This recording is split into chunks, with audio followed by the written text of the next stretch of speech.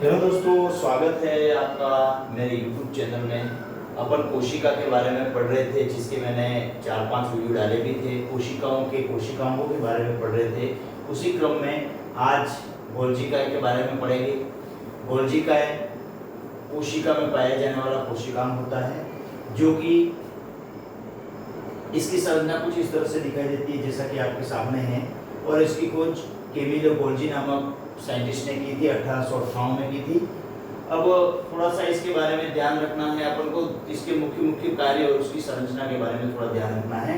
कि सबसे पहले ये ध्यान रखना है आपको कि इसकी संरचना, इसका निर्माण मुख्यतः चपटी थैलेनुमा रचनाओं से होता है। चपटी ये रचना होती है, थैलेनुमा रचना होती है, जैसा कि इस तरह से ये रचना होती है थैलेनुमा, और चपटी होती है जो एक दूसरे से ऊपर इस तरह से फैली हुई होती है, जो एक दूसरे के ऊपर फैली हुई होती है। और इसमें आपको ध्यान रखना है, इसका मुख्य कार्य स्त्रवण करना होता है। स्त्रवण का मतलब विभिन्न प्रकार के स्रावी प्रकार की जो ग्रंथियां होती हैं, या फिर हमारे बॉडी में ऐसी जो भी कोशिकाएं हैं जिनमें स्त्रावण का कार्य होता है, इनमें अधिकता से पाए जाते हैं। जैसे कि आपके शरीर में पाए जाने वाले विभिन्न हार्मोन की ग्रंथियां हैं, इसके बाद स्तन ग्रंथियां हैं, इसके बाद शुक्र जनन है, इसके बाद अन्य जनन है।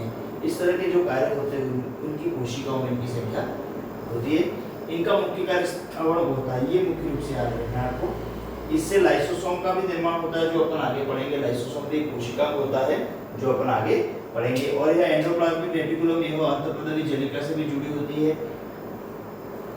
और इसका मुख्य कार्य जो होता है वो कोशिका विभाजन के समय कोशिका पट्टी का निर्माण करते हैं। जो कोशिका विभाजित होती है उसमें कोशिका पट्टी बनती है, उसके निर्माण में सहायक। शुक्र जनन में शुक्राणु के एक्रोसोम का निर्माण करते हैं। ये देखो, ये मुख्य कार्य, मेनली फंक्शन है। शुक्र जनन में शुक्राणु के एक्रोसोम का निर्माण। अब शुक्र जनन क्या होता है तो वो आप आगे के पाठों में, आगे की क्लासों में अपन पढ़ेंगे।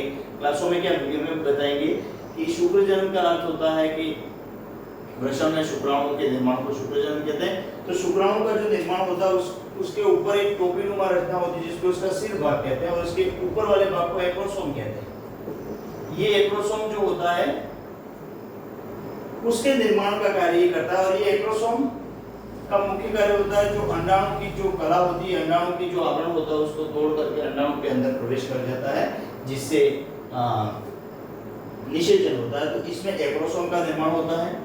शुक्र जनन में शुक्राणु के एक्रोसोम का निर्माण होता है। इसके बाद इसके वेसिकल जो होते हैं, उसकी जो कोटिका होती है, उसमें वसा और प्रोटीन का संचय होता है। तो ये मुख्य रूप से वसा और प्रोटीन के संचय में भी काम आते हैं। तो ये मुख्य रूप से मेनली फंक्शन है गोल्जी का।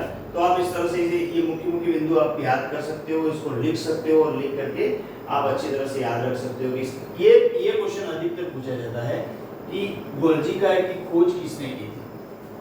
तो ये ध्यान रखना है आपको, गोल्जिका की खोज कैमिलो गोल्जी नामक वैज्ञानिक ने की थी। और देखो, ऐसा है,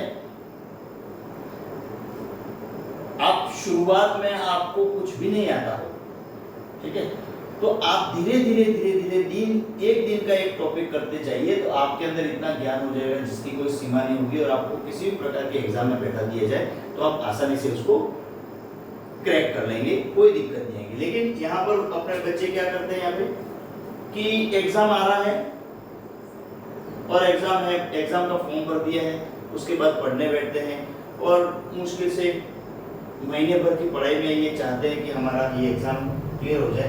तो ये संभव नहीं है, आपको सतत अध्ययन करना पड़ेगा, धीरे धीरे क्लियर करना पड़ेगा दिमाग में। तो ये गोल्जिका के बारे में अपनी स्टडी है, जो अपन ने कंटिन्यू की है कोशिका के सेगमेंट में। कोशिका के कोशिकांग है। इसके बाद कोशिका, देखो यहाँ पर आपको विज्ञान में जो तीनों सेगमेंट हैं,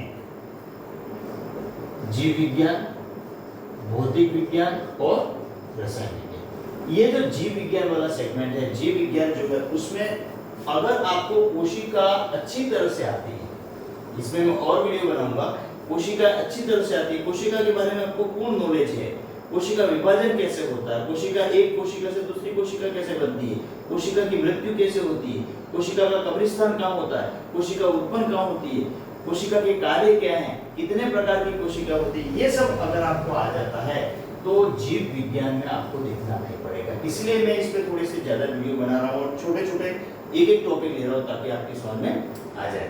अब इसके बाद अपन नेक्स्ट दूसरा वीडियो बनाएंगे, वो दूसरे कोशिका का बनाएंगे। तो ये आपको इतना आपको ध्यान रखना, अच्छी तरह से पढ़ाई कर लेनी है। और इसके नमस्ते, धन्यवाद।